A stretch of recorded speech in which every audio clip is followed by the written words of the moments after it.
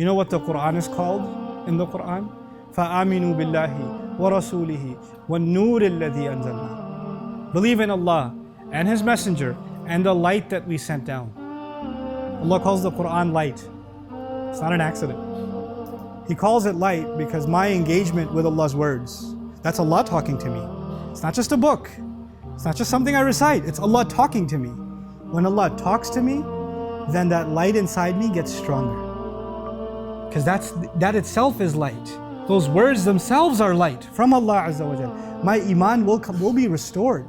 My vision for what is right and wrong will be restored again when I keep coming back to Allah's book and keep coming back to Allah's book. But that coming back to Allah's book cannot be artificial. It can't just be that I recite it and I put it down. It can't just be that I read its translation to argue with my friends about what this verse means or that verse means.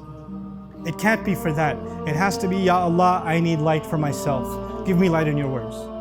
That's the humble, begging attitude of a slave with which I must come to the word of Allah.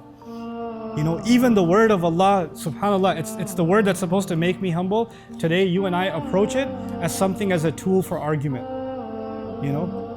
Or we study it as something interesting. Or we study it as a casual pastime. We don't think of it as a lifeline. We don't think of it, this is me, this is Allah talking to me. This is Allah giving me value, addressing me, a letter, what He calls risalati Rabbi, letters from my master. Literally messages, letters from my master. Like, when somebody writes you a personal note and you're like, wow, they took the time? That's Allah to you in the Quran. And if you can develop that, then that light will not become weak.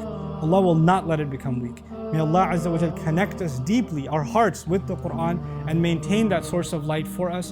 May Allah Azza wa Jal strengthen the light in our hearts no matter how weak it's become. May Allah Azza wa Jal also not make us delusional into thinking that the outwardly deeds that we do are going to compensate for the vices we carry inside of our hearts. And may Allah Azza wa Jal allow all of us to cleanse our hearts to the best of our ability. Barakallahu li wa lakum fil Qur'an al-Hakim wa nafa'ani wa iyyakum bil ayati wa dhikr al-Hakim.